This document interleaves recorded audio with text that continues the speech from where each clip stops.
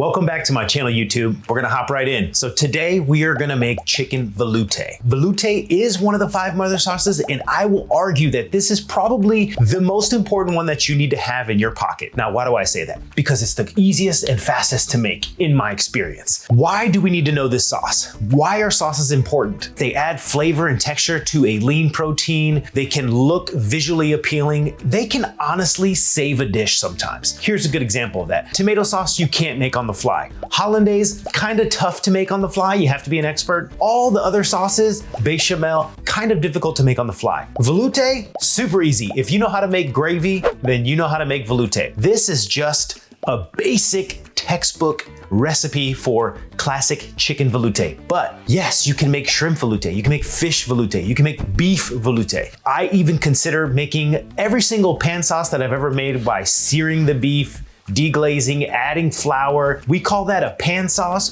but honestly, if you made it velouté style, it's even better. So without further ado, let's hop right into this video.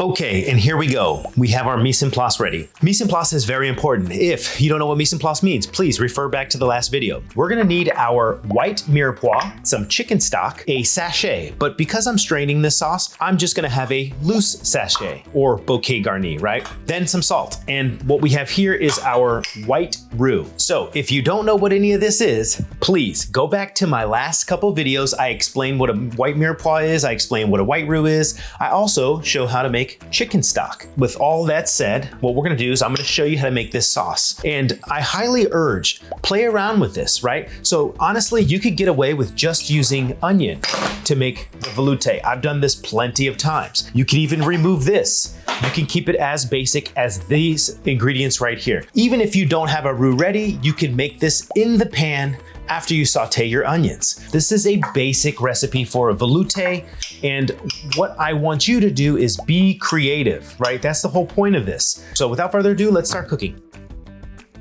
I'm gonna use oil just because that's what I have on hand. I start off with the white carrot or parsnips. Let this cook for a little bit. Once these start to sweat down a little bit, go ahead and add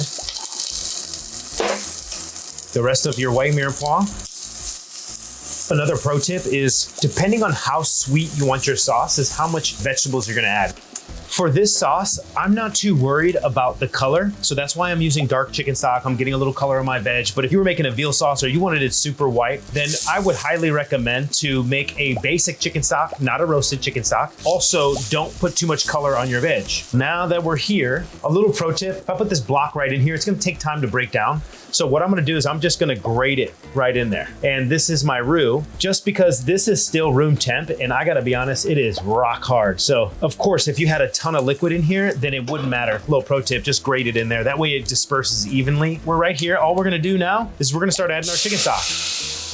And you'll notice it'll start to thicken up a little bit, but just keep in mind, you can always add, you can't take out. Every single time I am making a sauce, I tread lightly with seasoning. I was at a point in my life as a chef where I would tell everybody, season in layers, season in layers. You know, and that's true to some aspects, but when it comes to sauce making, I am a big proponent of use your best judgment, right? I am just making a small amount for YouTube. Do I recommend seasoning the mirepoix, then seasoning the stock, and then seasoning this? Honestly, not really. If I were making a chicken broth, I usually leave salt out of my chicken stock just for that reason. So I have full control over the flavor, right? Because if something is too salty, it's too salty. There's no going back. So I think that's really important with sauce making. Another thing, when you're making sauce, always have a rubber spatula, make sure you have a whisk. And then I always have a bain-marie with my tools next to it.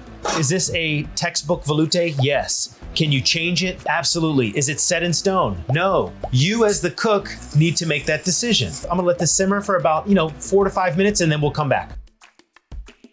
We're back in action. My sauce is at a low simmer. What's really important is getting in here and just skimming off the scum. Get the impurities out of the sauce. As this has been cooking, the vegetables are almost tender. What I'm gonna do is I'm gonna check for consistency, right? So want to look at the bottom. Anything with a flour-based or roux-based sauce, check the bottom. I'm telling you. All right, so we have our sauce, and as you can tell, it is not coat the back of your spoon yet. That is totally fine. One thing I talk about in my videos is wiping down the sides of the pot. So you could do with that with either a paintbrush or since I have such a small amount, I'm just gonna do a little scrapey scrape with the spatula. Is it absolutely necessary? No, I think you can get away with it. At this point, I wanna season. If it was too thick, you add more stock. If it's too thin, you add more roux. Do not add raw flour to this mixture. If you do, you're going to jail. Make sure you have your roux separate. You could also do, a quick thickening agent, which is just a little butter and flour mixed together, and you can add that in to thicken your sauce, but I don't recommend that. I recommend sticking with what you started using first, which is a white roux. So at this point, we're gonna go ahead and season, right? So I'm gonna add a little bit of salt, stir it around. When you're at home, you can taste the sauce and double dip all you want. If you are in a restaurant setting, please, for the love of all things holy, do not double dip. Keep in mind, cross-contamination. So the sauce, we're gonna taste, that's getting good. The texture is very good, but I wanna also throw out another pro tip is you're not just limited to using salt here, okay? I will also add a little bit of either tamari or soy sauce. Now, this is Momofuku's tamari. This is a powerhouse of flavor right here. I think either soy sauce or liquid aminos, really bring some umami to the party. So with that being said, let's give this a little taste. You can see the vegetables are cooked, but they're not overcooked. Oh, this is wonderful. I'm gonna let this cook for a little bit, like maybe 5-6 more minutes, and then we'll go ahead and strain it, and I'll show you what it looks like. So this sauce is getting wonderful. The sauce is good when it starts to coat the back of the spoon and you can pass your finger through. This is borderline too thin, but I want it here. That way I can adjust as needed. So I'm gonna go ahead and take this sauce off and we're gonna strain. You're gonna need a deli cup. You're also gonna need a chinois or a strainer, and then a ladle. And all we're gonna do is strain this sauce, and I'm gonna show you what I do with it after. What I recommend as a pro tip is, get a little bit of thyme for your velouté, a little bit of thyme or any herbs you want, bay leaf, whatever you want. Throw it in the bottom of the chinois. And then basically when you go to strain this sauce, it will get a passing of fresh herb. It really adds this nice floral note to your sauce. So obviously, be very careful when you do this. There is your classic velouté. So I think it's really important to know this sauce because there's so many different variations of it and you can take it in any direction you want. I don't like velouté or any type of gravy to have like the texture of spackle, right? Like it's just horrible when it's like clumpy and really thick. And look, some people like it like that. I really don't. First things first, like if you're gonna ladle it on a piece of protein, you wanna make sure that the sauce is the correct temperature, okay? Or else it'll form a skin. When you're going to sauce a plate, I think what's really important is to wipe it on the edge of the deli cup. That way you do not drip. And then be precise on where you place the sauce. And as you can see, this sauce is a really good consistency. It's loose enough. The texture is going to be great, but it's not falling all over the plate everywhere. If I were to lean the plate, it would. But I mean, look at this. This is the texture of sauce that I like. So you see the back of the spoon here? You see how I can run my finger right across there? This is the perfect consistency for me. Anything thicker or thinner, I think will be unacceptable. The flavor, really good, super savory. I love it. And that's gonna wrap it up for our chicken velouté. So delicious. I'm probably gonna make something with this tonight.